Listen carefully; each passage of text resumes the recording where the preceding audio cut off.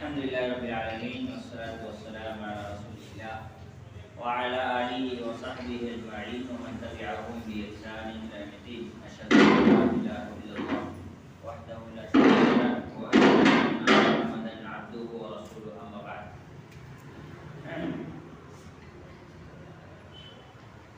اس سے قبل کے درس میں اس مسئلے پر ہم لوگ گفتگو کیے ہیں کہ جب انسان کو دفنایا جائے گا تو اس کے ساتھ کیا ہوگا۔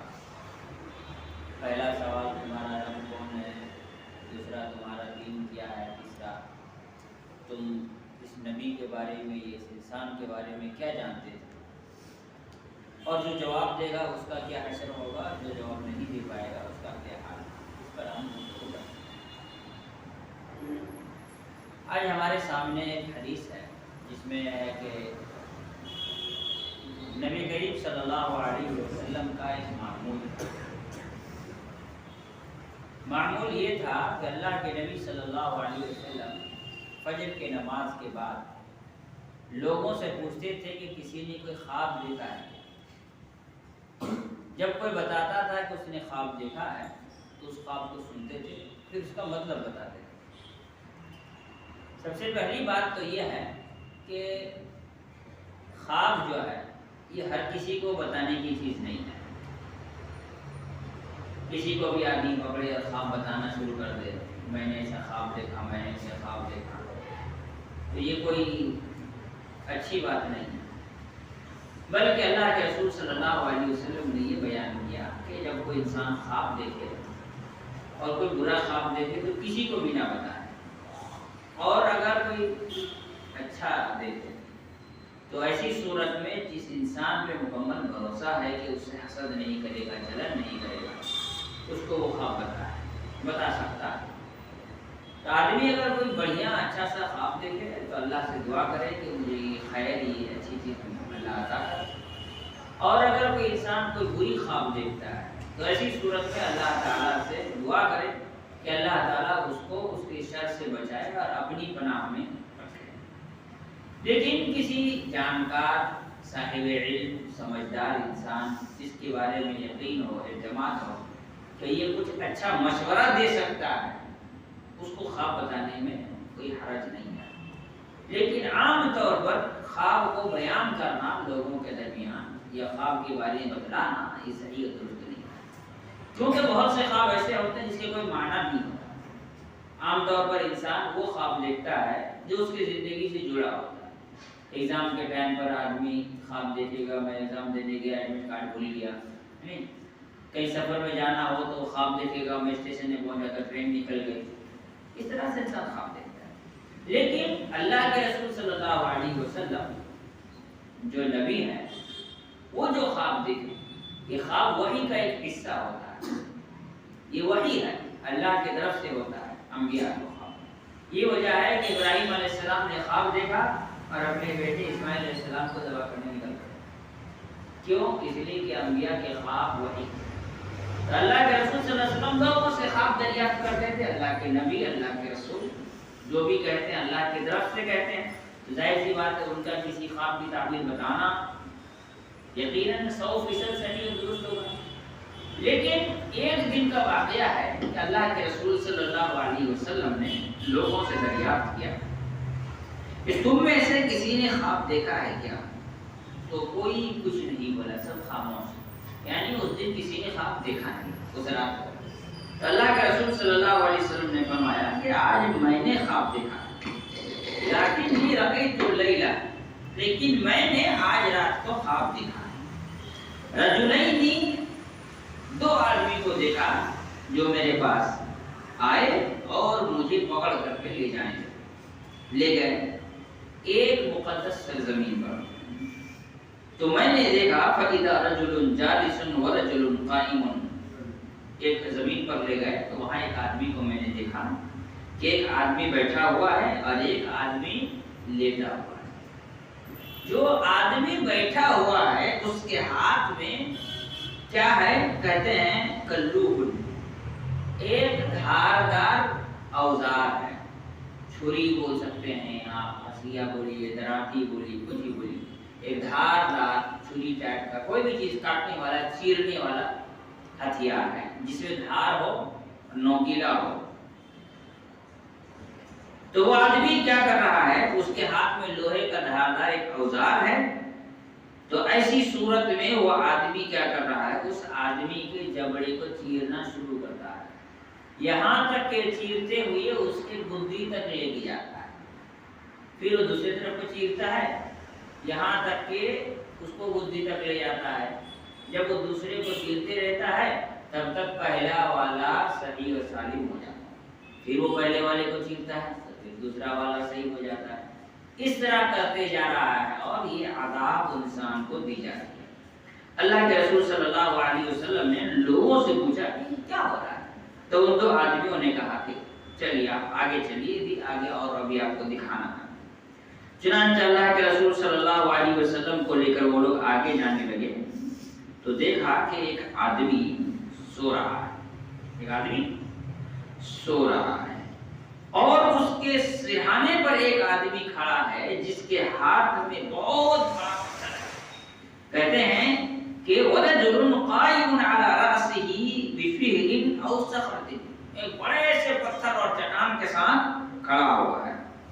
فَيَشْهَدُ بِهِ رَأْسَهُ فَيَسْدَخْ بِهِ رَأْسَهُ، پھر اس پتھر سے اس کے سر کو دے مارتا جس سے اس کا ہاتھ بالکل چپٹا ہو جاتا ہے، بالکل چپٹا ہو جاتا ہے اور پتھر دور جا کر کے گر جاتا ہے. اب وہ آدمی اس پتھر کو اٹھاتا ہے واپس لے کے آتا ہے، تب تک اس آدمی کا سر دوبارہ صحیح سالم ہو جاتا ہے. پھر اس کو مارتا ہے. یہ عذاب اس کو دیا جاتا ہے. اللہ کے رسول صلی اللہ علیہ وسلم نے پوچھا کہ یہ کیا ہو رہا ہے؟ تو ان لوگوں نے کہا کہ آگے چلیے. پھر اللہ کے رسول صلی اللہ علیہ وسلم کو آگے لے کر کے جاتے ہیں تو دیکھتے ہیں کہ ایک تندور جیسا بنا ہوا ہے. تندوری جو روٹی پکاتے دیکھے ہیں تو تندور کا اندر کا حصہ کیسا ہوتا ہے؟ اندر کا حصہ بڑا پھیلا ہوا ہوتا ہے اور منہ کا جو حصہ ہوتا ہے وہ تھوڑا سمٹا ہوا ہوتا ہے. جس طرح سے ہانڈی ہوتی ہے نا، ہانڈی کے اندر کا حصہ پھیلا ہوا ہوتا ہے اوپر، ویسے ہی تندور ہوتا ہے. تو ویسے ہی ایک تندور جیسا بنا ہوا ہے جس میں آگ جل رہا ہے اور اس میں بہت سارے ایسے لوگوں کو جلایا جا رہا ہے، مرد عورتوں کو جو ننگے ہیں بنا کپڑوں کے، ان کو جلایا جا رہا ہے. اب وہ آگ کے دہتے ہوئی چولوں کے ساتھ آگ دہنے کے بعد آگ اوپر کی طرف آتا ہے، وہ آگ کے دھکے کے ساتھ جلتے ہوئے اوپر آ رہے ہیں. تو جیسے ہی وہ باہر نکلنے کی کوشش کرتے ہیں آگ رک جاتا ہے، دار سے نیچے گرتے ہیں. اس طرح سے ان لوگوں کو عذاب دیا جا رہا ہے. تو پھر ایسی صورت میں اللہ کے رسول نے فرمایا کہ بھئی ان لوگوں کے ساتھ ایسا کیوں ہو رہا ہے؟ کہنے لگے کہ آپ اور آگے چلیے. چنانچہ اللہ کے رسول صلی اللہ علیہ وسلم کو اور آگے لے جاتے ہیں. دیکھتے ہیں کہ ایک ندی ہے جس ندی میں کیا کہہ رہے ہیں ایک آدمی ڈوب رہا ہے. وہ تیرتے تیرتے تیرتے ندی کے تیرتے ایک کنارے پر آتا ہے. جیسے ہی وہ کنارے پر آتا ہے تو ایسی صورت میں ایک آدمی زور سے پتھر مارتا ہے، جس پتھر کی چوٹ سے وہ پلٹی کھا کر کے پھر ندی کے کنارے نہر کے بیچ میں چلا جاتا ہے. پھر وہ کنارے آتا ہے، پھر اسی طرح سے اس کو مارا جا رہا ہے، بار بار ایسا مارا جا رہا ہے. پھر اللہ کے رسول صلی اللہ علیہ وسلم نے پوچھا کہ یہ لوگ کون ہیں، کیوں ایسا سزا دیا جا رہا ہے؟ تو وہ لوگ کہنے لگے کہ آگے چلیے آگے چلیے. پھر اللہ کے رسول صلی اللہ علیہ وسلم کو آگے لے جاتے ہیں. ایک سرسبز و شاداب خوبصورت ہرا بھرا باغیچے میں لے کے جاتے ہیں. اس میں ایک بہت بڑا تناور اور بہت خوبصورت پودا ہوتا ہے، پیڑ ہوتا ہے، جھاڑ بہت بڑا سا پیڑ ہوتا ہے. اس پیڑ کے جڑ کے پاس ایک بزرگ آدمی ہے اور کچھ بچے ہیں. تو اللہ کے رسول صلی اللہ علیہ وسلم کو جب وہاں لے جا کر کے گیا تو ایسی صورت میں دیکھا کہ یہ اس طرح سے بنا ہوا ہے اور وہ آگ جلا رہے ہیں. کہتے ہیں پھر وہ لوگ مجھے اس درخت کے آگے لے کر گئے. پھر میں نے وہاں دیکھا اتنی خوبصورت جگہ جو میں نے کبھی نہیں دیکھی وغیرہ وغیرہ. اللہ کے رسول صلی اللہ علیہ وسلم نے دیکھا. اس کے بعد لوگوں نے اللہ کے رسول صلی اللہ علیہ وسلم کو خواب کا مطلب جو دیکھا خوابی میں اس کا مطلب بتانا شروع کر دیا. اب یہ دیکھنے والے لوگ کون تھے؟ اللہ کے رسول صلی اللہ علیہ وسلم. لے کے جانے والے لوگ کون تھے؟ دو فرشتے تھے. اب جو اللہ کے رسول صلی اللہ علیہ وسلم نے دیکھا اس کا مطلب بتایا جانے لگا. تو مطلب کیا بتایا جا رہا ہے؟ اللہ کے رسول صلی اللہ علیہ وسلم سے کہا گیا کہ اما الذی رأیتہ یشق شقۃ صدقہ فکذاب یحدث بالکذبۃ فیحتمل عنہ حتی یبلغ القفاء. اللہ کے رسول صلی اللہ علیہ وسلم سے کہا گیا کہ یہ انسان جس کا جبڑا چیرا جا رہا ہے اور چیر کر اس کی گدی تک لے کے جایا جا رہا ہے، ایک طرف چیر کے دوسری طرف چیر کے پھر پہلی طرف چیرا جا رہا ہے، وہ آدمی کون تھا؟ جو اپنی زبان کو غلط استعمال کرتا تھا. یحدث الکذب، جھوٹ بولا کرتا تھا. جھوٹ بولنے والے کو قبر میں عذاب دی جائے گی. کیا عذاب ہے جھوٹے انسان کی؟ عذاب یہ ہے کہ ایک فرشتہ ایک دھاردار اوزار کے ذریعے، آپ جس کو دراتی کہہ سکتے ہیں، ہنسیا کہہ سکتے ہیں، دھاردار ہنسیا، اس کے ذریعے اس کے ایک جبڑے کو چیرا جائے گا. جیسے ہی وہ چیرنا ہوگا دوسرا چیرا جائے گا، پھر جب دوسرے کو چیریں گے تب تک پہلا ٹھیک ہو جائے گا. تو جھوٹ بولنا کتنا سنگین جرم ہے کہ اللہ کے رسول صلی اللہ علیہ وسلم کو یہ خواب میں دکھایا گیا کہ جو انسان جھوٹ بول رہا ہے اس کو ایسی سنگین سزائیں دی جا رہی ہیں. اب سوچنے کی بات ہے کہ جھوٹ کتنا خطرناک جرم ہے. جھوٹ چوری سے، زنا سے بھی بڑا ہے. جھوٹ چوری سے، زنا سے بھی بڑا ہے. کیونکہ اللہ کے رسول صلی اللہ علیہ وسلم ایک دفعہ ٹیک لگا کر بیٹھے ہوئے تھے. بیٹھے بیٹھے اللہ کے رسول صلی اللہ علیہ وسلم نے فرمایا کہ کیا میں تم لوگوں کو کبیرہ گناہوں کے بارے میں بتاؤں؟ تو صحابہ کرام نے کہا بلا یا رسول اللہ، کیوں نہیں اللہ کے رسول صلی اللہ علیہ وسلم، آپ بتائیں کہ کیا ہے کبیرہ گناہ، اکبر الکبائر کیا ہیں، بڑے گناہ کیا ہیں؟ اللہ کے رسول نے فرمایا الاشراک باللہ، اللہ تعالیٰ کے ساتھ شرک کرنا سب سے بڑا گناہ ہے. اس سے بڑا گناہ کائنات میں ہو ہی نہیں سکتا کہ انسان کیا کرے؟ اللہ تعالیٰ کے ساتھ شرک کرے. ہمارے یہاں گناہوں کو اپنے ترازو میں لوگ ناپتے ہیں، اپنے حساب سے چیک کرتے ہیں، اپنے حساب سے تولتے ہیں کہ کون سا گناہ بڑا ہے کون سا چھوٹا ہے نا. ہمارے یہاں پر لوگ گناہ کو شریعت کے حساب سے نہیں تولتے. ہمارے یہاں انسان زانی سے نفرت کرتا ہے. کسی کو معلوم ہو جائے کہ فلاں لڑکا زانی ہے، زنا کے اڈوں کا چکر لگاتا تھا نا، ریڈ لائٹ ایریا میں بہت گھومتا تھا، کوئی بیٹی دینے کو تیار نہیں ہوگا. لیکن معلوم پڑ جائے کہ وہ مشرک ہے تو بھی سب بیٹی دینے کو تیار ہے. کیونکہ لوگوں نے گناہوں کو اپنی کھوپڑی سے ناپنے کا کام کیا ہے، اپنے اعتبار سے گناہوں کو تولنے کا کام کیا ہے. اگر کوئی جان جائے کہ فلاں مولوی صاحب نے زنا کیا ہے تو اس کے پیچھے نماز نہیں پڑھے گا، بھاگ جائیں گے صاحب، ہے نا. ایک صاحب جو ایک مولانا دو شادی کر رہی تو وہ لوگ وجہ سے بھگا دیے، تو بڑا رنگین ہے. تو سوچئے کہ اگر دو شادی کرنے سے بھگا دیا جائے امام صاحب کو، اگر زنا کر لے تو کیا حال ہوگا اس کا. لیکن تعویذ بیچ بیچ کے شرک کے بازار چلانے والے مولانا لوگوں کے پیچھے نماز ہو جائے گی کہ مطلب لمبے لمبے چل رہے ہیں، ہے نا. تو مشرک ان سے نفرت نہیں ہے لوگوں کو، زانی سے نفرت ہے. میں نہیں کہتے زانی سے محبت کیجیے، لیکن زانی سے جتنی نفرت ہے اتنی باقی رکھیے. لیکن اس سے کئی گنا زیادہ مشرک کے لیے اپنے دل میں نفرت پیدا کرنی ہوگی. مشرک کے سے نفرت کرنی ہوگی. انسان کو چاہیے کہ گناہوں کو شریعت کے ترازو میں تولے. اللہ کے رسول صلی اللہ علیہ وسلم نے کیا کہا؟ الاشراک باللہ. نمبر 2 پر کیا کہا؟ وحقوق الوالدین. دوسرا سب سے خطرناک جرم والدین کی نافرمانی کرنا. والدین کی نافرمانی کتنا خطرناک جرم ہے. اللہ کے رسول صلی اللہ علیہ وسلم نے شرک کے بعد سب سے بڑا جرم والدین کی نافرمانی کا. اس کا مطلب یہ ہوا کہ آدمی اگر والدین کے کہنے پر شرک کرتا ہے تو والدین کو راضی کر کے چھوٹے کے کرنے میں زیادہ بڑا گناہ کر رہا ہے، جبکہ والدین کی نافرمانی کر کے شرک سے بچتا ہے تو اس کا گناہ نہیں ہے۔ لیکن جب والدین کی نافرمانی نہیں کرتا جا کے شرک کرنے لگتا ہے تو بڑا گنہگار ہے۔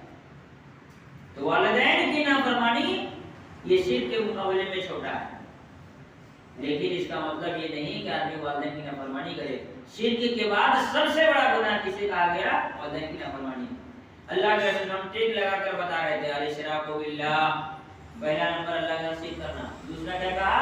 حقوق الوالدین، والدین کی نافرمانی کا کرنا۔ اس کے بعد اللہ کے رسول صلی اللہ علیہ وسلم سیدھے اٹھ کر بیٹھ گئے، کہا الا وقول الزور وشہادت الزور، الا وقول الزور وشہادت الزور، الا وقول الزور وشہادت الزور۔ یاد رکھو جھوٹی باتیں کرنا، جھوٹی گواہی دینا، جھوٹی باتیں کرنا، جھوٹی گواہی دینا، جھوٹی باتیں کرنا، جھوٹی گواہی دینا۔ فجعل يكررها، اس بات کو بار بار کہنا شروع کر دیا، دہراتے رہے دہراتے رہے دہراتے رہے، یہاں تک کہ صحابہ کرام کو گھبراہٹ ہونے لگی کہ رسول اللہ صلی اللہ علیہ وسلم اتنے غصے میں ایک بات کو اتنا دہرانے لگے ہیں۔ صحابہ کرام نے کہا لیت استکت یا رسول اللہ، کاش اللہ کے رسول صلی اللہ علیہ وسلم آپ خاموش ہو جاتے، کتنا اچھا رہتا۔ تو اللہ کے رسول صلی اللہ علیہ وسلم خاموش ہو گئے۔ معلوم یہ ہوا کہ جھوٹ کتنا خطرناک جرم ہے۔ جھوٹ انسان کو زنا سے، چوری سے بڑا گنہگار بنا دیتا ہے۔ ہمارے یہاں جھوٹ تو لوگ ممبر سے بھی بول جاتے ہیں، نہیں، اولیاء کے جتنے جھوٹے قصے ہیں سارے تو ممبر سے کہے جاتے ہیں، بزرگوں کے جتنے جھوٹے قصے ہیں سارے ممبر سے کہے جاتے ہیں۔ تو جھوٹ جو ہے یہ کائنات کے بڑے جرموں میں سے ایک جرم ہے، اتنا خطرناک جرم ہے کہ قیامت سے پہلے ہی اللہ تعالیٰ اس کو اس کے اس گناہ کی سزا دینا شروع کر دیتا ہے، اور قبر میں ہی اس کو یہ سزا ملنی شروع ہو جاتی ہے۔ اور پھر جھوٹ کے درجات ہیں۔ اگر آدمی قرآن کے سلسلے میں جھوٹ بولے، حدیث کے سلسلے میں جھوٹ بولے، تب تو ایسی صورت میں مرنے کے بعد تو شروع ہو ہی گئی سزا، جہنم میں بھی جائے گا۔ اللہ کے رسول صلی اللہ علیہ وسلم نے فرمایا من کذب علی متعمدا فلیتبوأ مقعدہ من النار، جو آدمی جان بوجھ کر جھوٹ بولتا ہے میرے بارے میں، یعنی اللہ کے رسول صلی اللہ علیہ وسلم کے بارے میں، یعنی جھوٹی حدیث کرتا ہے، تو وہ آدمی اپنا ٹھکانہ جہنم بنا لیتا ہے، چاہے اس کی نیت کتنی بھی اچھی کیوں نہ ہو۔ نوح بن ابی مریم ایک آدمی تھے، یہ ہر قرآن کی فضیلت میں بڑی حدیثیں بیان کرتے تھے، تو لوگ ان کے پاس گئے، کہنے لگے آپ اپنے استاد سے جو قرآن کی فضیلت میں حدیثیں بیان کرتے ہیں، آپ کے جو کلید ہیں، جو آپ کے ساتھی ہیں، وہ تو یہ حدیث نہیں سناتے، آپ بھی انہی سے پڑھے ہیں، وہ بھی انہی سے پڑھے ہیں، تو آپ جو سناتے ہیں وہ تو نہیں سناتے۔ سنانا چاہیے نا، ایک استاد کے دو اسٹوڈنٹ ہیں تو دونوں کو وہی حدیث سنانا چاہیے، نہیں تو ملتی جلتی سنانا چاہیے۔ آپ جو سناتے ہو تو سناتے ہی نہیں ہیں۔ کہنے لگے کہ اصل میں کیا ہے، لوگ قرآن پڑھنا چھوڑ دیے، اس لیے میں قرآن کی فضیلت میں حدیث گڑھ لیا۔ تو جو فضائل اعمال، فضائل صدقات، فضائل زکات، فضائل درود، یہ سارے جو فضائل کی کتابیں ہیں، اس میں جو صحیح ہے وہ تو کوئی بات نہیں، اچھی بات ہے، لیکن جو حدیثیں گڑھ کر کے اس میں لکھ دی گئی ہیں، ان کو بیان کرنے سے انسان کی نیت کتنی بھی اچھی کیوں نہ ہو، وہ آدمی کیا ہے، جہنم کے راستے پر دوڑ رہا ہے، چلنے رہا، دوڑ رہا ہے پوری اسپیڈ میں، 340 کی اسپیڈ میں۔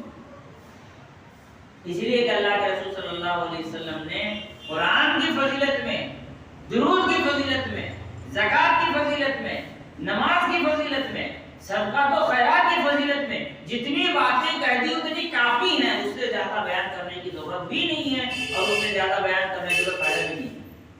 جتنی کی ضرورت اللہ تعالیٰ نے اپنے نبی کے زمانے کو بلوا دیا۔ جھوٹ بولنا، اللہ کے رسول صلی اللہ علیہ وسلم نے فرمایا خیر القرون قرنی ثم الذین یلونہم ثم الذین یلونہم ثم الذین یلونہم، سب سے بہترین زمانہ میرا ہے، اس کے بعد کے لوگ، پھر اس کے بعد کے لوگ، پھر اس کے بعد کے لوگ۔ راوی میں اختلاف ہے کہ 3 بار اس کے بعد کہا ہے یا 2 بار اس کے بعد کہا۔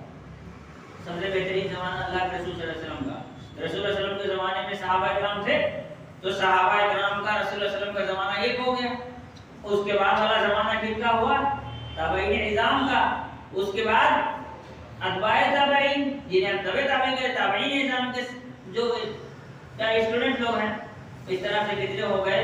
اگر 70 سے 80 کا پیڑھی بھی دیکھیں گے تو کتنے ہو گئے؟ 200 سال پورے ہو گئے یا 250 سال ہو گئے.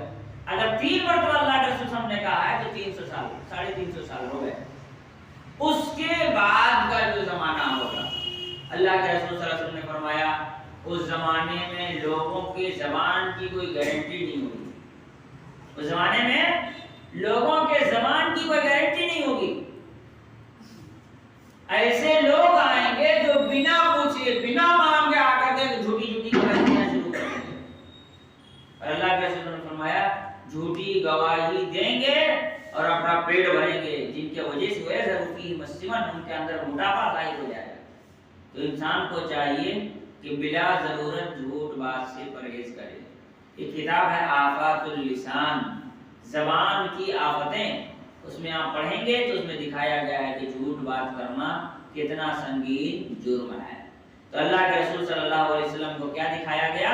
ایک آدمی جھوٹ بول رہا ہے تو اس کی سزا کیا ہو رہی ہے؟ قبر میں اس کے جبڑوں کو چیر دیا جا رہا ہے. اللہ تعالیٰ کو جھوٹ بولنے والا انسان پسند نہیں ہے. کیوں؟ اس کی بہت ساری وجہ ہیں. ایک وجہ بیان کر کے بات آگے بڑھاتا ہوں. اللہ تعالیٰ زمین پر فساد پسند نہیں کرتا. اللہ تعالیٰ زمین پر فساد پسند نہیں کرتا. اور فساد کی جڑ ہوتی ہے سچ نہ بولنا، جھوٹ بولنا. یہ فساد کی جڑ ہے. فساد کی جڑ ہے. کوئی آدمی آپ کو گالی نہیں دیا، میں آ کے بتاؤں فلاں نے آپ کو گالی دیا، ہو گیا فساد. اسی کی وجہ سے قتل بھی ہوگا، اسی کی وجہ سے خون بھی بہے گا، اسی کی وجہ سے دنگا بھی ہوگا. تو جھوٹ جو ہے فساد کی جڑ ہے. اللہ رب العالمین کو زمین پر فساد پسند نہیں ہے. دوسری بات کیا ہے؟ اللہ کے رسول صلی اللہ علیہ وسلم کو بتایا گیا پھر وہ آدمی والذی رأیتہ یصدخ رأسہ فرجل علمہ القرآن فنام عنہ باللیل ولم يعمل فيه بالنهار ويفعل به الى يوم القيامة. اب یہاں سب پھنسے گئے سب. اللہ کے رسول صلی اللہ علیہ وسلم نے فرمایا کہ کہا گیا کہ اور وہ آدمی جس کو پتھر سے مار کر سر کچلا جا رہا تھا وہ آدمی تھا جس کو قرآن کے بارے میں علم تھا. مطلب قرآن میں اللہ نے حلال کہا ہے، حرام کہا ہے، یہ چیزیں وہ جانتا تھا. قرآن پڑھنا جانتا تھا، قرآن سیکھا ہوا انسان تھا. لیکن فنام عنہ باللیل، رات کو اس سے وہ غافل ہو کے سو جاتا تھا. اس سے معلوم ہوا قرآن کی رات کے وقت تلاوت کرنے کی بڑی فضیلت ہے نا. ایک حدیث صحیح مسلم میں اللہ کے رسول صلی اللہ علیہ وسلم نے فرمایا قیامت کے دن روزہ اور قرآن آگے بڑھ کر اپنے ادا کرنے والے کے لیے سفارش کریں گے اور دلیل ہوگی. کیا دلیل ہوگی؟ اللہ کے رسول صلی اللہ علیہ وسلم نے فرمایا کہ روزہ یہ کہے گا اللہ اس آدمی نے میرے وجہ سے کھانا پینا شہوت ساری وہ چیزیں جو عام دنوں میں جائز ہوتی ہیں روزے کی وجہ سے حرام کر لیا تھا. روزے کی وجہ سے اس سے وہ اجتناب کر رہا تھا، بہت تکلیف جھیلا ہے، اللہ تجھے معاف کر دے. قرآن کہے گا اللہ یہ آدمی میرے وجہ سے اپنی نیند قربان کیا. اس کا مطلب کیا ہوا؟ قرآن کی تلاوت کب کرنی چاہیے؟ رات کے وقت. اللہ رب العالمین دونوں کی سفارش قبول کر کے اس انسان کو بخش دے گا. تو قرآن کی تلاوت کب کرنی چاہیے؟ رات کے وقت. یہ صرف رمضان کے مہینے میں. ابھی رمضان میں دن میں عصر کے بعد یا مغرب کے بعد بھوک لگی رہتی ہے، تھوڑا قرآن پڑھیں گے تو شاید بھوک کا احساس نہیں ہوگا. باقی رات بھر تو آدمی چلتے رہتا ہے، کہاں چیز بریانی مل رہی ہے، کہاں چکن اچھا مل رہا ہے، کہاں کھانا اچھا مل رہا ہے. نہیں، لائن لگا کر آدمی کھانا کھانے جا رہا ہے، سحری کر کی پارٹی چل رہی ہے. رات کے وقت قرآن کی تلاوت کرنی چاہیے. اور دن میں قرآن پر عمل نہیں کرتا تھا. ایک تو قرآن کی تلاوت نہیں کرتا تھا، دوسرا یہ قرآن پر عمل نہیں کرتا تھا. قرآن پر عمل نہیں کرتا تھا، چھوڑ دیا تھا قرآن پر عمل کرنا. ایسا کیا ہو گیا؟ قرآن پر عمل نہیں کرتا تھا، مطلب قرآن نے حلال کہا نہیں مانتا تھا، حرام کہا نہیں مانتا تھا، جائیں دائیں کہا بائیں جاتا تھا، بائیں کہا تو دائیں جاتا تھا، رکنے کہا تو دوڑنے لگتا تھا، جہاں دوڑنے کہا وہاں لسلسا کے سستی کاہلی کے ساتھ چلتا تھا۔ تو ایسی صورت میں وہ آدمی قرآن پر عمل نہیں کرتا تھا جاننے کے بعد۔ میں نے اسی لیے کہا سب پسند، جس آدمی کو علم نہیں ہے وہ عمل نہیں کر رہا ہے، مطلب کہ جو معلوم نہیں ہے کہ نماز فرض ہے تو بچ گیا۔ جس کو معلوم ہے کہ نماز فرض ہے اس کے باوجود نہیں پڑھتا، اس کا مطلب جان بوجھ کر اس نے عمل نہیں کیا، تو وہ آدمی کیا ہو گیا؟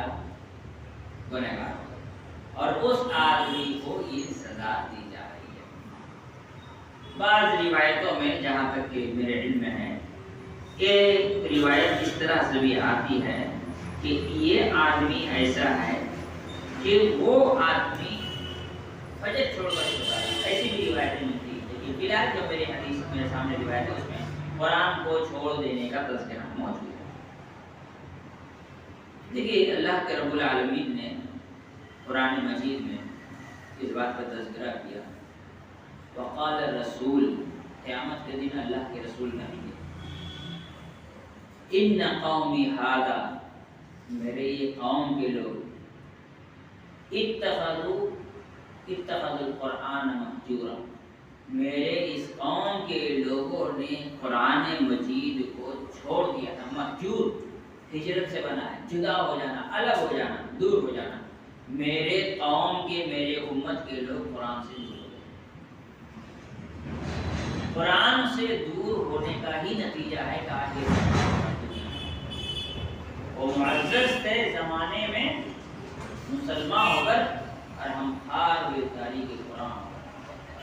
آج کی تاریخ میں مسلمان قرآن سے دور ہو گیا، اس لیے ذلیل و خوار ہو گیا۔ اس سے زیادہ ذلت و رسوائی کیا ہوگی کہ غیر اللہ کے سامنے سجدہ کرنے کا، کیوں؟ قرآن کو چھوڑ دینے کے لیے۔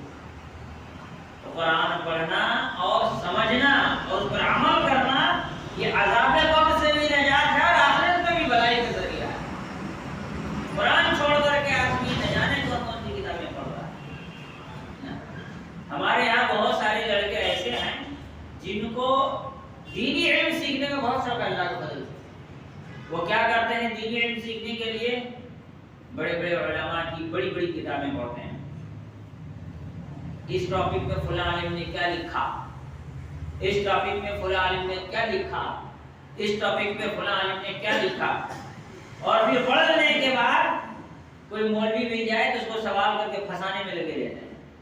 ان کو کہا جائے کہ بیٹھو تھوڑا سورہ فاتحہ پڑھ کے سناؤ، تو 80% تو قرآن کے سورہ فاتحہ میں اٹک جائیں گے، صحیح نہیں پڑھ پائیں گے، تلفظ بھی صحیح نہیں ہوگا، تلاوت بھی صحیح نہیں ہوگی، یاد پہلے سے ہو۔ 4 سورت چھوڑ کے 5ویں سورت یاد نہیں۔ اگر کہہ دیا جائے کہ آج امام نہیں آئے ہیں، عشاء کی نماز پڑھا دو بڑے ہو کر کے، تو شاید کہ اس کو استنجا کرنے کے لیے بھاگنا پڑ جائے۔ لیکن موٹی موٹی کتابیں پڑھنا، میں کہہ رہا ہوں نہیں پڑھنا چاہیے، لیکن اس سے پہلے قرآن نہ پڑھنا چاہیے۔ دنیا کی کوئی بھی کتاب آپ پڑھیے، اس کتاب کو سمجھنے کے لیے بہت کچھ کرنا پڑے گا آپ کو، صحیح سے سمجھنے کے لیے کس نے لکھا، کیوں لکھا، کسی پر غصے ہو کر کے لکھا، جس زمانے میں لکھا اس زمانے کے حالات کیا تھے، ان کے ٹیچر کیا تھے، ان کے اسٹوڈنٹ کیا تھے، کس ملک میں لکھا، وہاں کی سیاسی حالت، دنیا بھر کی چیزیں سمجھنے کے بعد انسان سمجھ پائے گا اس کتاب میں کیا لکھنے کی کوشش کی ہے رائٹر نے، نہیں تو آدمی کو سمجھ میں نہیں آئے گا۔ وہ جو لکھ رہے ہیں اس میں جو ٹرمز ہیں وہ کیا ٹرمز ہیں، ان کے اپنے کچھ ٹرمز ہیں، کسی اور کچھ اور اصطلاحات کا ٹرمز ہیں۔ قرآن پڑھنے کے لیے کچھ ضرورت نہیں ہے، انسان جو زبان سمجھتا ہے اس زبان میں قرآن کا ترجمہ پڑھے، قرآن کو پڑھے، انشاءاللہ آسانی سے سمجھ جائے گا۔ اللہ نے قرآن کو ایسے ہی بنایا، پہلی مدتی ہے کوئی پڑھنے والا، اللہ تعالیٰ دعوت دے رہا پڑھو۔ قرآن پر غور کرنا، فکر کرنا، سمجھنے کی کوشش کرنا، یہ مسلمان کی زندگی کی پہلی ذمہ داری ہے۔ اِنَّا أَوْحَيْنَا إِلَيْكَ رُوحًا مِّنْ أَمْرِنَا، اللہ رب العالمین نے فرمایا ہم نے تمہارے جانب یہ روح نازل کی ہے۔ قرآن جو یہ روح ہے، گھر میں ہے تو گھر زندہ ہے، نہیں تو گھر مردہ ہے، دل میں ہے تو دل زندہ ہے، نہیں تو دل مردہ ہے۔ لیکن افسوس ہے کہ نہ کوئی قرآن پڑھنے والا ہے، نہ کوئی سمجھنے والا ہے۔ انسان کی زندگی میں دنیا کے تمام چیزوں کی اہمیت ہے لیکن قرآن کی کوئی اہمیت نہیں ہے. صبح برش نہیں کیا ہے، دیکھ رہا ٹائم ہو گیا بچے کو اسکول چھوڑنے کا، کسی طرح جیسے جیسے لنگی سمیٹ کر اوپر سے بنیان پہن کر کے اس کے اوپر سے جیکٹ پہن کر کے بھاگا جاتا ہے بچے کو اسکول چھوڑنے کے لیے. کھانا نہیں بعد میں کھا لیں گے، چپل رہنے دو، منہ بعد میں دھو لیں گے. کیوں؟ بچہ اسکول میں لیٹ نہ ہو، لیٹ ہو جائے گا تو اسکول میں گھسنے نہیں دیا جائے گا. لیکن جب مسجد میں مکتب بنا دیا جاتا ہے، کہا جاتا ہے کہ آئیے اپنے بچوں کو داخلہ کرائیے، پڑھائیے اپنے بچوں کو قرآن، تب مولوی صاحب گھر آ جائیے گا، تمہارے باپ کے نوکر تمہارے گھر آئیں گے پڑھانے کے لیے. بہت پیسے کی گرمی ہے، مولوی صاحب گھر میں آ کے پڑھائیے، پیسہ دیں گے. مسجد میں آ رہے ہیں تو 100 روپیہ نہیں دے پا رہے ہیں، گھر میں بلا کر کے 500 روپیہ دے رہے ہیں. کیوں؟ میں بھائی اس معاملے میں بہت کلیئر ہوں. مجھے آدھے ٹیوشن ہولڈروں کی تنخواہ حلال نہیں لگتی ہے، اس لیے کہ وہ سوچتا ہے یہ چھوٹ جائے گا پھر دوسرے پکڑنا پڑے گا، پھر پڑھاؤ رنگے ترکیب کر کے 1 لائن 2 لائن 3 لائن. ایسے نہیں ہوتا ہے بھائی. نورانی قاعدہ پڑھانے کے لیے بھی ٹیچر کی ضرورت ہوگی. راستہ کے بڑے ہوئے تھے کیا؟ خود کا نہیں پڑھا پا رہے، خود پڑھا نورانی قاعدہ، اس کے بعد کا ٹھیک ہے مدرسے میں مسجد میں آئے تو بچہ پڑھے. 7 سال کے ایج میں بچہ کون سی کلاس میں ہوتا ہے؟ 1-2 میں ہوگا، 10 سال میں 4 تک جائے گا. 2 سے 4 تک میں کتنا اسکول کا چاپ رہتا ہے؟ عام طور پر ٹیوشن تو 6 کے بعد شروع ہوتا ہے نا. تو اگر 7 سے 10 سال کا بچہ کو ڈھنگ سے آپ مکتب میں بھیج کے مسجد میں بیٹھ کر کے بچے کو پڑھائیے گا قرآن، تو بچہ قرآن سیکھے گا کہ نہیں سیکھے گا؟ 3 سال انف ہے. بچہ اگر بلا نہ کنٹینیو صحیح سے ڈھنگ سے اگر بچہ پڑھنے کے لیے آتا ہے تو 3 سال میں ایک دم زبردست اچھی طریقے سے قرآن پڑھنا سیکھ جائے گا. اور 7 سے 10 سال سیکھنے کی اصل عمر ہے. یہی وجہ ہے کہ اللہ کے رسول صلی اللہ علیہ وسلم نے فرمایا اپنے بچے کو 7 سال کی عمر میں نماز کا حکم دو اور 10 کے بعد مارو. کیوں؟ اس لیے کہ 7 سے 10 سیکھنے کی عمر ہے. اصل سیکھنے کی عمر 7 سے 10 سال ہے. فرصت نہیں ہے ماں باپ کے پاس. امام صاحب میں کام میں بہت بزی رہتا ہوں، تو اسکول والے کو کہیں نہیں بولتے کہ آ کے پڑھاتے جو میں بہت بزی رہتا ہوں. وہاں بھی 100 کی جگہ 200 روپے دے دو، اور ایک ٹیچر ہے سائنس پڑھا جائے، دوسرا ہے میتھس پڑھا جائے، تیسرا ہے یہ پڑھا جائے، تو وہاں پہ تو پھر نہیں ہوگا. وہاں پہ تو بھیجو گے، جبکہ اسکول میں پڑھائی والی کچھ ہوتی نہیں، پھر الگ سے ٹیوشن سینٹر میں جا کر پڑھتا بچہ. تو کیا پڑھا رہے؟ کون سا ناسا کا سائنٹسٹ بن کے تمہارا بچہ پڑھ کر کے گھوم کر کے؟ تو وہی حال ہے سب کا. نہ کسی کے پاس جاب ہے، نہ کسی کے پاس گھر ہے، نہ کسی کی شادی ہے، سب اسی گور رہے ہیں پاگل کی طرح. لیکن بڑے ہوئے ماں باپ گھر کے میں پائپ لائن میں سب لگے ہوئے ہیں. لیکن بولی صاحب گھر آ جائیے گا، سیانا گری. یہ قرآن کی بےعزتی نہیں ہے، قرآن کی بے حرمتی نہیں ہے کہ آپ میرے گھر آ کے پڑھا کر کے جائیے. ایک صحابی، صحیح بخاری کی مقالمہ یہ حدیث موجود ہے، مشکات میں ہم لوگ یہ حدیث پڑھے تھے، یاد آ رہا صحیح بخاری کی حدیث ہے یہ، کہ ایک صحابی مدینہ سے دمشق چلے گئے، سیریا پہنچ گئے، صرف ایک حدیث سیکھنے کے لیے. تو سامنے والے صحابی نے کہا کہ آپ مدینہ سے یہاں کسی کاروبار سے یا کسی کام سے آئے تھے، صرف حدیث سننے کے لیے آئے؟ چلو ٹھیک ہے، کاروبار سے گئے تو چلو مل کے حدیث سن لیتے ہیں، ایسا بھی ہو سکتا ہے نا. کہ نہیں، میرا آنے کا مقصد یہ کہ میں حدیث سنوں خالی آپ سے، وہ بھی ایک حدیث. تو انہوں نے کہا اللہ اکبر، تم مدینہ سے یہاں تک اتنے دور تک صرف ایک حدیث سیکھنے کے لیے آئے ہو؟ کہا ہاں، میں ایک ہی حدیث سننے کے لیے اتنے دور سے آیا ہوں. کہا کہ تمہارے لیے اللہ کے رسول کی خوشخبری پہلے ہے، بعد میں وہ حدیث تم کو سناؤں گا. کیا خوشخبری ہے؟ من ترک من سلک طریقا یلتمس فیہ علما سہل اللہ لہ طریقا الی الجنہ. جو چل کر کے دین سیکھنے کے لیے جائے گا اس کے لیے جنت کا اللہ آسان کر دے گا. کسی کے پاس فرصت نہیں ہے کہ جنت آسان کرنے کے لیے چل کر کے مسجد آئے. ابا جی کا پاس بہت موٹا موٹا پیسہ ہے، حافظ جی گھر آ کے پڑھا جائیے گا. تو حافظ جی تو قبرستان بھی جا کر پڑھ دیں گے، پھر ضرورت کیا ہے پڑھانے کی؟ یہی نہیں چل رہا ہے کہ ہمارے نظروں میں دینی علم کی کوئی ویلیو نہیں رہے گی، اہمیت نہیں رہے گی. قبر میں پھر وہی ہوگا، ٹھمائی ہوگی، اٹھا کے پتھر سر پہ دے ماریں گے.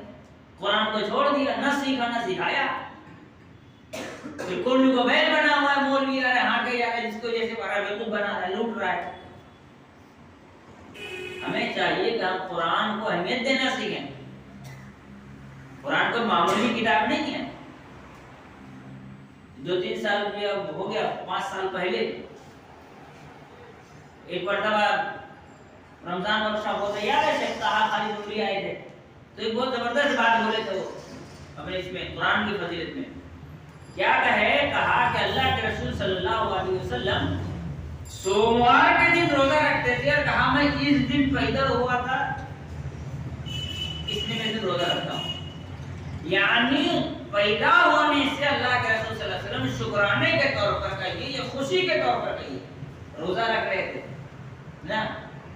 اسی لیے بعض علماء یہ کہتے ہیں، انہوں نے ایک نقطہ کا، بعض علماء کہتے ہیں رمضان کا 30 روزہ در حقیقت اللہ کا شکر ادا کرنے کے لیے، کہ اس نے رمضان کا مہینے میں ہمیں قرآن ادا کیا، قرآن نازل کی اللہ نے، اس کے شکریہ کا طور پر ہم 30 روزہ رکھتے رمضان کے مہینے میں۔ یہ انہوں نے علمی ایک نقطہ، ایک پوائنٹ بتایا انہوں نے، بس سمجھ میں آ رہی قرآن کی اتنی ہے۔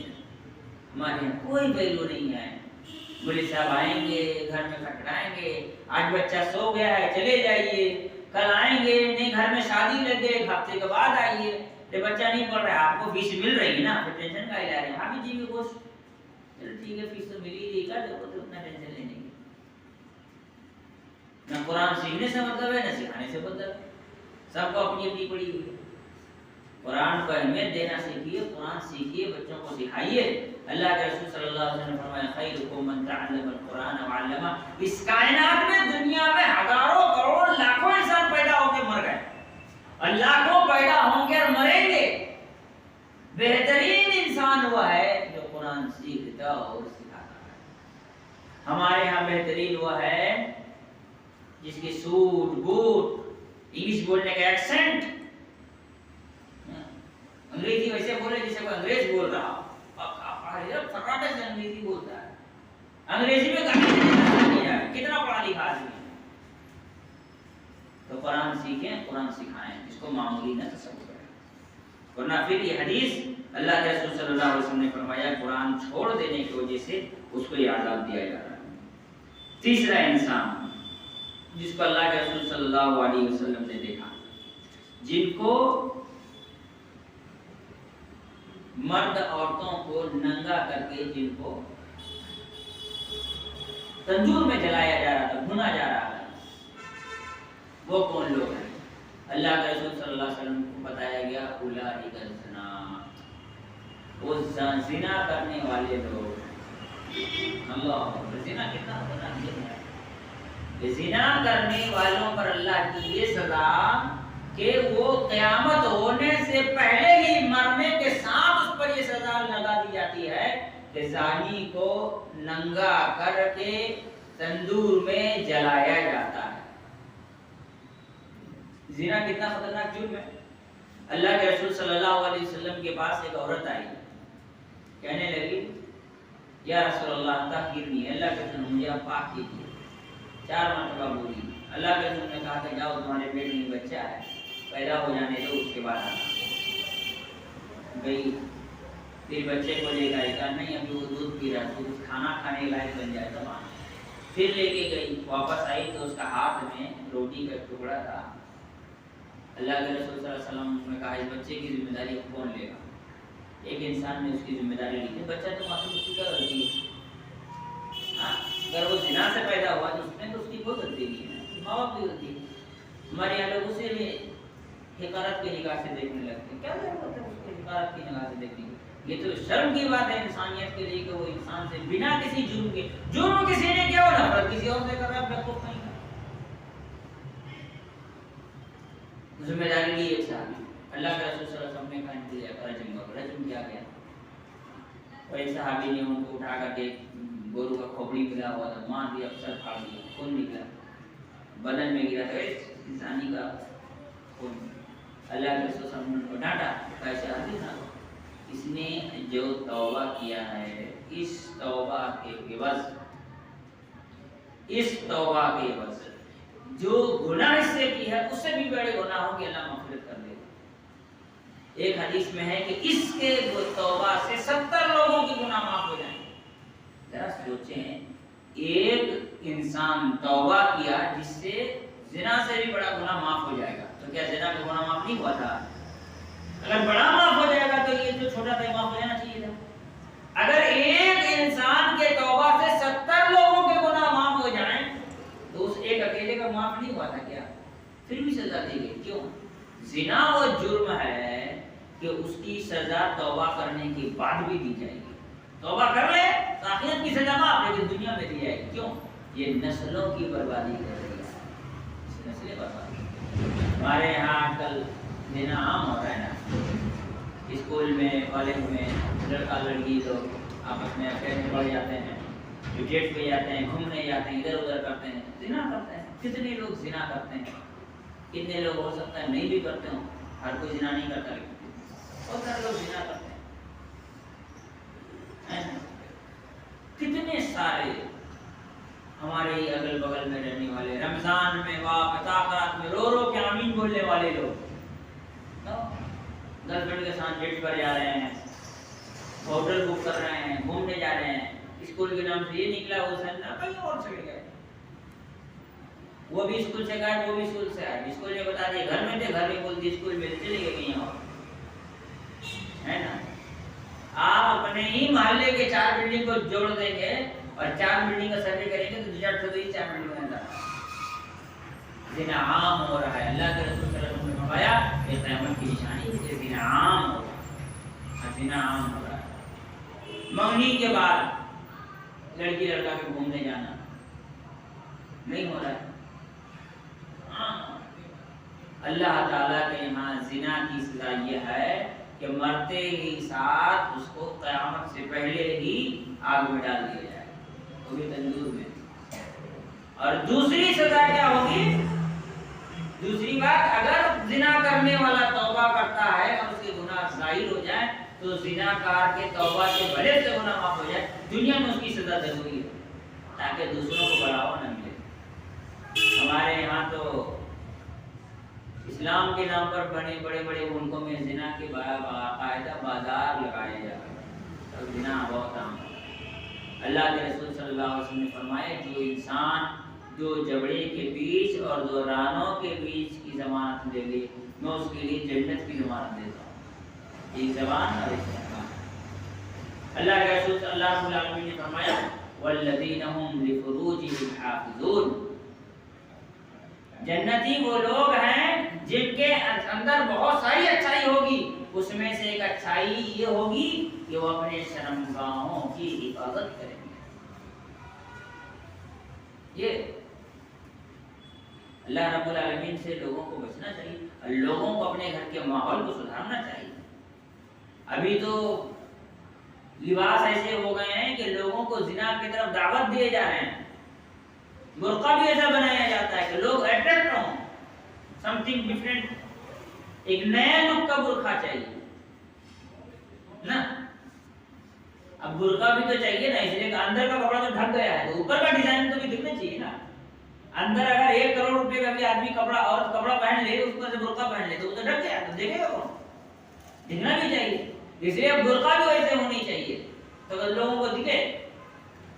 عید کے نماز کے لیے آنا، جمعہ کے لیے آنا، ایسا ایسا برقع پہن کر۔ تو بات کر رہے تھے ہم لوگ زنا کے سلسلے کہ زنا کاری کا عام ہونا یہ قیامت کی بہت بڑی نشانی ہے۔ اب تو زنا کو لیگلائز کیا جا رہا ہے دنیا بھر میں، کوشش ہے، کوشش کیوں؟ اس لیے کہ دنیا یہ چاہتی ہے کہ دنیا میں انسانوں اور جانوروں میں کوئی فرق نہ رہے۔ ہندوستان اور دوسرے ممالک میں یہ ساری چیزیں لیگلائز ہو گئی ہیں۔ اب دیکھیں زنا کا معاملہ اتنا سنگین ہوتا جا رہا ہے کہ سپریم کورٹ یہ آرڈر دیتی ہے کوئی آدمی اگر اپنی بیوی سے زبردستی جمع کرے تو یہ ریپ کیس بن جائے گا۔ اپنی بیوی سے زبردستی نہیں کر سکتا، لیکن اگر کسی کی بیوی، یہ ہندوستان میں نہیں ہے، باہر ہے، کسی کی بیوی اگر اپنے دوست کے ساتھ وقت گزارنا چاہے اور مرد اگر اپنی بیوی پر زور زبردستی کرے تو اس کے اوپر کرمنل کیس بن جائے گا. امریکہ میں، برطانیہ میں، آپ کے اسرائیل میں سارے قوانین. اب مسلم سماج چونکہ اس سے بچی ہوئی تھی تو دوسرے ادیان اور فرقے کے لوگ اسلام میں داخل ہو رہے تھے. اب مسلم عورتیں بھی اسی ہوڑ میں لگی ہوئی ہیں، یہ ثابت کرنے میں لگی کہ ہم تھوڑی کسی سے کم ہیں. بے پردہ ہونا، فحاشی میں مبتلا ہونا، زنا میں مبتلا ہونا، یہ ماڈرن ہونے کی دلیل بن رہی ہے آج کے ڈیٹ میں. یہ اونچی سوچ، براڈ مائنڈڈ کہلانے کے لوگ اسی میں مبتلا ہو، اور ماں باپ بھی اس میں لگے ہوئے ہیں، سوچتے ہیں کہ بھائی اس طرح کریں گے نہیں تو بچیوں کی آزادی چھین جائے گی. اچھے کیا کہتے ہیں لمبی نماز پڑھنے والوں کو جانتا ہوں اپنی بیٹیوں کو اس طرح کے کپڑے پہن کے باہر جانے دیتے ہیں؟ نہیں روک سکتے ہیں، اگر روک دیں گے تو اس کی آزادی چھین جائے گی. افسوس ہے نا. ابھی میں ٹیوشن کی بات کر رہا تھا، ٹیوشن کی. بھائی میں اسے انسان کو بھی جانتا ہوں جو اپنے گھر میں خود ہال روم میں بیٹھا ہوا ہے اور بیڈ روم میں ٹیچر کے ساتھ بیٹی کو بند کر دیا کہ تم پڑھائی کرو، کوئی ڈسٹرب نہ کرنے کی، اندر کوئی ڈسٹرب نہ کرنے جائے. اور وہ جا بھی رہا ہے تو کھٹکھٹا کے جا رہا ہے. کتنی بھی ہے نا. بیٹی بڑی ہو گئی ہے، ٹیوشن سینٹر جائے گی، ہاں بڑے گھر کی لڑکی ہے، ٹیچر کو گھر پہ بلا لو، دے دو ٹیچر کے ساتھ ایک ساتھ روم میں اندر بند ہو جاؤ. پھر تم کیا پڑھو گے ہم کو اس سے کوئی مطلب نہیں ہے. تم کون سا نالج لین دین کرو گے ہم کو سے کوئی نہ دینا. چل رہا ہمارے سماج کا. اسی لیے شریعت اسلامیہ یہ کہتی ہے کہ لوگوں کو دو کام کرنا چاہیے. پہلی چیز مردوں کو چاہیے کہ نگاہوں کو نیچی رکھ کر کے چلے، اور دوسری چیز عورتوں کو چاہیے اپنے آپ کو ڈھانپ کر کے چلے. اور ایک مرد اور ایک عورت کسی جگہ اکیلے میں نہ ملے، کیونکہ تیسرا وہاں شیطان دونوں کو بھڑکانے کے لیے حاضر.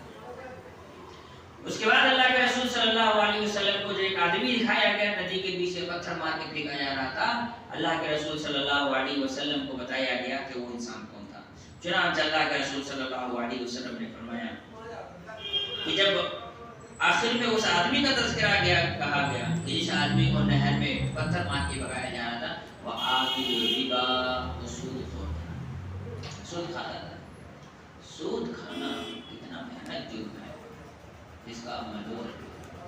ہمارے یہاں سود کو لوگ بڑا معمولی سمجھتے ہیں. لوگ سمجھتے ہیں کھا لے رہا ہوں، دے تو رہا ہوں، دینے میں تو حرام نہیں. یہ بھی غلط ہے. بہت سارے لوگ سمجھتے ہیں غیر مسلموں سے سود لینا جائز ہے، وہ بھی حرام ہے. سود کھانا جائز نہیں. آدمی سود پر کاروبار شروع کر دیتا ہے، لون، ہوم لون لیتا ہے، آدمی ای ایم آئی پر گاڑی لے لیتا ہے، بائک لے لیتا ہے، کار لے لیتا ہے، اور بے حیا لوگ اسی ای ایم آئی کی گاڑی پر بائک پہ بیٹھ کے گھومتے بھی ہیں.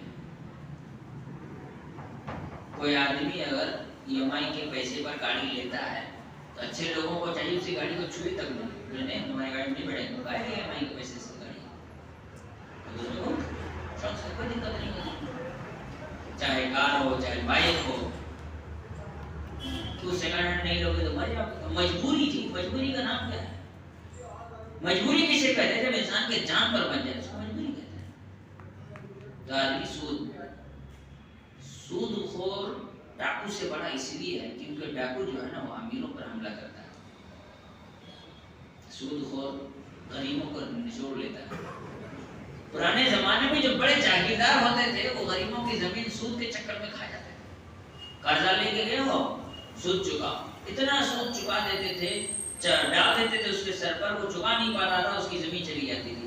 جاگیردار اپنے قبضے میں زمین لے لیتا.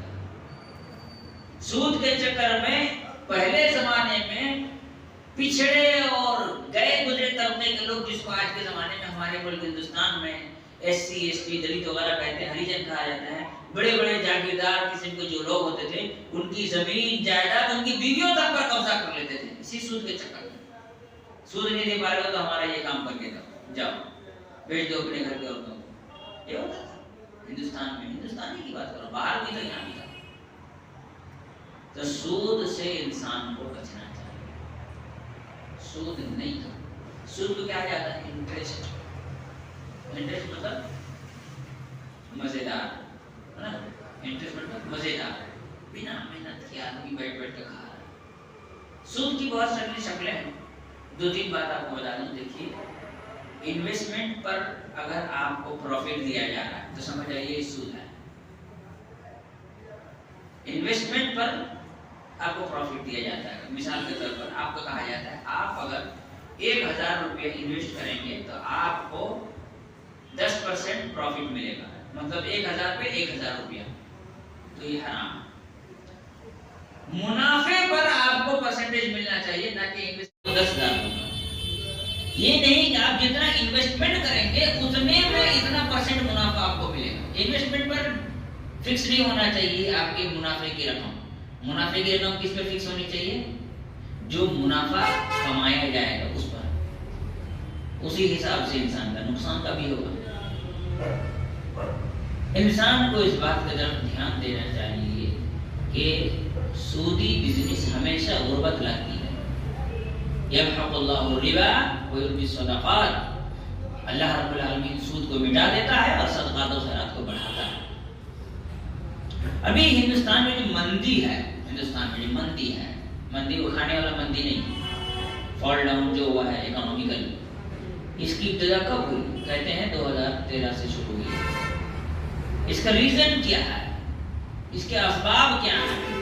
हिंदुस्तान के बड़े अच्छे इकोनॉमिस्ट लोगों ने इस पर बात की है। तो उसमें से एक रीजन हिंदुस्तान के बैंकिंग सिस्टम में सूद का परसेंटेज बढ़ जाना, ये हिंदुस्तान के इकोनॉमी को डाउन करने का एक बड़ा रीजन रहा। आप कहेंगे कैसे? एक्सप्लेन करके बताता हूँ, वाज़ेह करके। एक कंपनी कर्जा लेती है, समझ लीजिए कि वो 10 रुपया कर्जा ली है, उसको 12 रुपये चुकाना है, जाहिर सी बात उसको 15 रुपये कमाना है, ठीक है। जब उसको 15 रुपये कमाना है तो कोई भी चीज जो 2 रुपये की थी उसको 3 रुपये में बेचना होगा।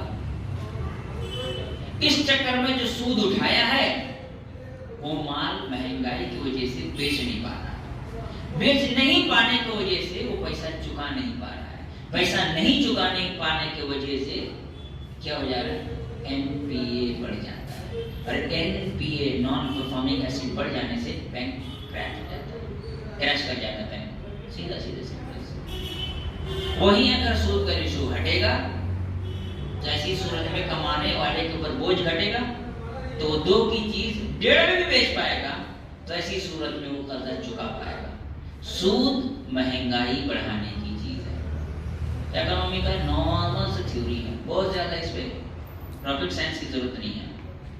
अल्लाह ताला ने खुद कहा यमहक़ुल्लाहु रिबा व युर्बि सदक़ात, सूद से महंगाई आएगी, अल्लाह सूद को मिटाता है और सदक़ात व खैरात को बढ़ाता है। सदका करने से इकोनॉमिकल ग्रोथ बढ़ता है। आदमी बोलेगा वो कैसे? अल्लाह के रसूल सल्लल्लाहु अलैहि वसल्लम ने फरमाया कि तुम अगर गिन गिन कर दोगे तो अल्लाह तुमको गिन गिन करके देगा, तुम खुले हाथों से खर्च करोगे तो अल्लाह तुम्हें खुले हाथों से देगा। इसके पीछे की इकोनॉमी समझेंगे। आज के डेट में इकोनॉमिकल क्या कहते हैं, व्हील बंद हो गया है ना, माईशत का चक्का बंद पड़ा हुआ है। तो ऐसी सूरत में क्या कहा जा रहा है? इंसान के खरीदने की ताकत को बढ़ाओ, कंजम्पशन पावर बढ़ाओ, तो उससे इकोनॉमिकल ग्रोथ होगा। कंजम्पशन पावर कैसे बढ़ेगा? आप किसी को सदका दे दीजिएगा तो पैसा खर्च करेगा ना मार्केट में, कंजम्पशन पावर बढ़ गया, इकोनॉमिकल ग्रोथ वही से होगा। तो सदका तो खैरात से बढ़ता है, सूद से घटता है। नॉर्मल इकोनॉमिकल थ्योरी जो अल्लाह के रसूल किस जमाने में बोल गए, आज के जमाने में उस पर लोग इंप्लीमेंट कर रहे हैं। तो सूद इंसान को अजाब में मुब्तला करता है, इतना भयानक। अल्लाह रब्बुल आलमीन ने कहा ला ताकुलू अम्वालकुम बैनकुम बिल बातिल, आपस में अपने माल को बातिल तरीके से मत खाओ। इंसान को सूद खाने से बचना चाहिए। फिर आगे अल्लाह के रसूल सल्लल्लाहु अलैहि वसल्लम को बताया कि वो जो एक खूबसूरत सा दरख्त के नीचे इतनी खूबसूरत से इंसान बैठा था, वो इब्राहिम अलैहिस्सलाम है, और जो लोग उनके साथ बैठे हुए थे वो उनकी औलाद है।